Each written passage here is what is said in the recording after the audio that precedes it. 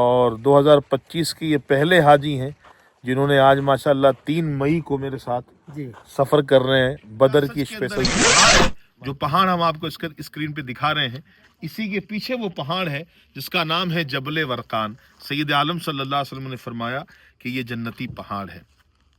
ایک کافر ہے جس کا نام ہے عقبہ بن مطیع۔ عقبہ بن مطیع کو اسی وادی میں صحابہ کرام سے حضور نے فرمایا کیا تم جانتے ہو یہ کون سی وادی ہے؟ حضور نے خود ہی ارشاد فرمایا کہ یہ وادی سجا سج ہے اور یہ جنت کی وادی میں سے ایک وادی ہے۔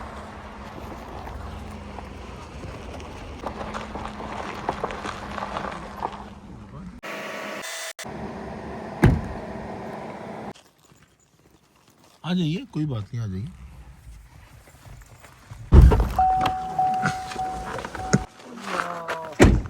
السلام علیکم ورحمۃ اللہ وبرکاتہ۔ ناظرین، ماشاءاللہ ہم اس مقدس مقام پر آ چکے ہیں۔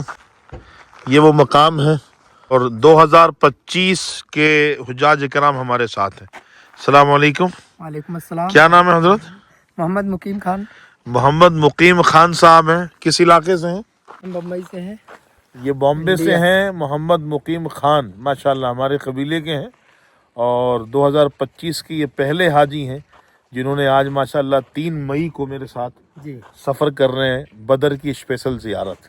ماشاءاللہ شہنواز بھی ہمارے ساتھ میں ہیں، ان کے چچا اچھن میاں ہمارے ساتھ ہیں ماشاءاللہ، اور اس وقت ایک اور مہمان ہیں اور حکیم اللہ خان صاحب بھی ہمارے ساتھ ہیں۔ السلام علیکم۔ کیسے خان صاحب؟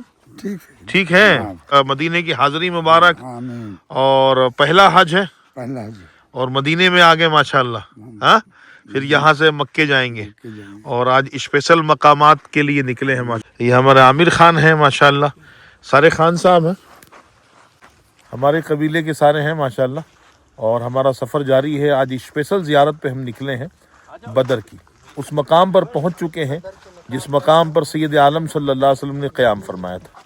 چلو آج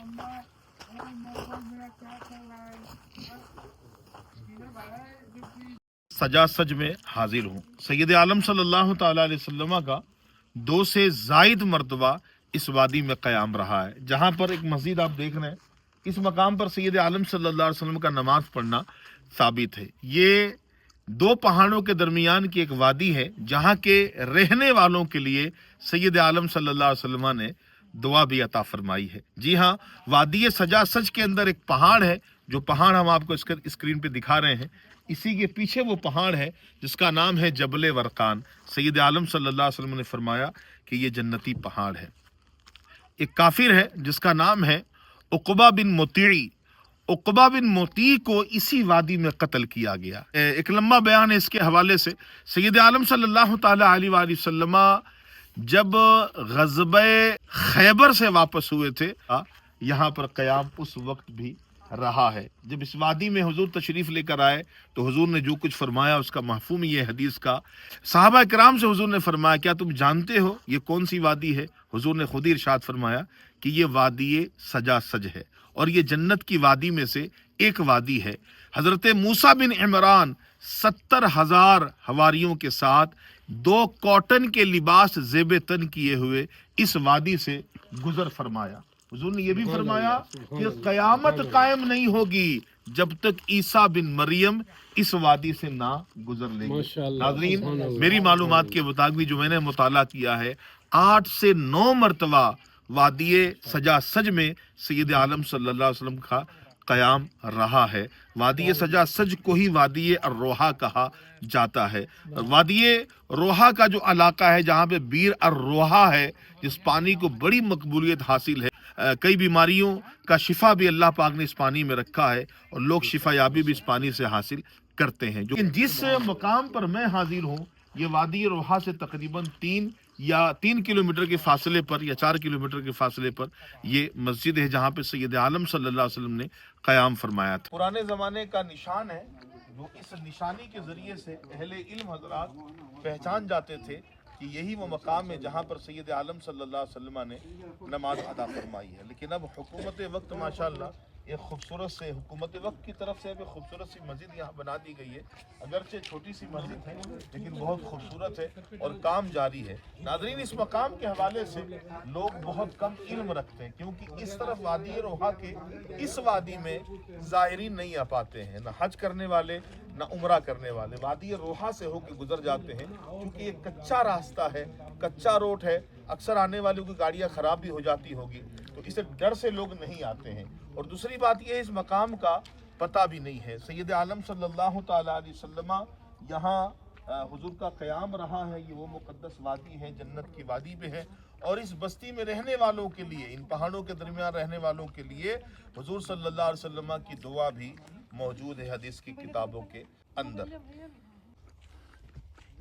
حضرت نے ہم کو یہ بہت اچھا مقام پر لایا ہے اور ہم آپ کے حضرت نے ہم کو اس مقام پر لایا ہے جہاں آقا صلی اللہ علیہ وسلم نے قیام فرمایا تھا. ہم آپ کے بہت بہت شکر گزار ہیں اور ایسی بہت سی جگہوں پر ہمیں آپ لے جائیں گے. ہاں انشاءاللہ. ہمارا سفر جاری ہے حضرت کے ساتھ. 2025 3 مئی یہ ہمارے وہ خوش نصیب حاجی ہیں جو ان مقامات کی طرف نکلے ہیں, اور میری خوش نصیبی کہ اللہ رسول کے مہمانوں کے ساتھ یہ پہلے حاجی ہیں جو میرا پہلا سفر مدینہ پاک میں ان مقامات کے لیے جاری و ساری. جو حضرات یہ ویڈیو دیکھ رہے ہوں ان سے میں گزارش کروں گا کہ حضرت کے ساتھ یہاں پر آئیں, زیارت کریں. ماشاءاللہ. سبحان اللہ.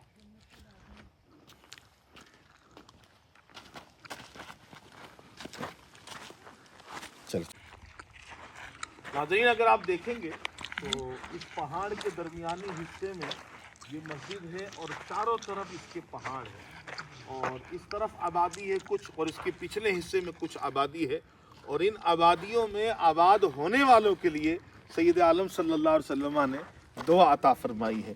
اللہ اکبر.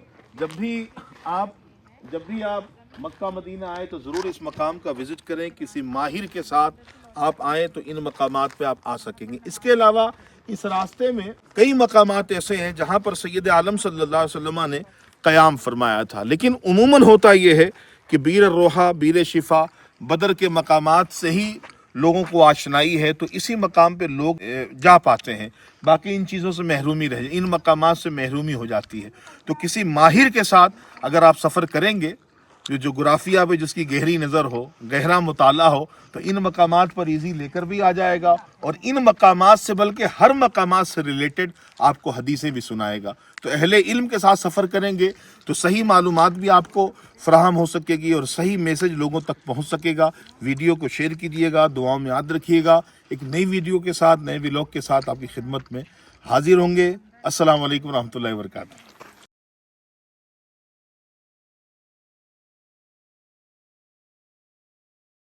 مولا مولا میرے مولا, مولا مولا میرے مولا, مولا مولا میرے مولا, مولا مولا میں بندہ ہوں تیرا, میں جاؤں کہاں, میں بندہ ہوں تیرا. مولا مولا میں بندہ ہوں تیرا, میں جاؤں کہاں, میں بندہ ہوں تیرا. میرے کریم کرم کر, میں تیرا بندہ ہوں.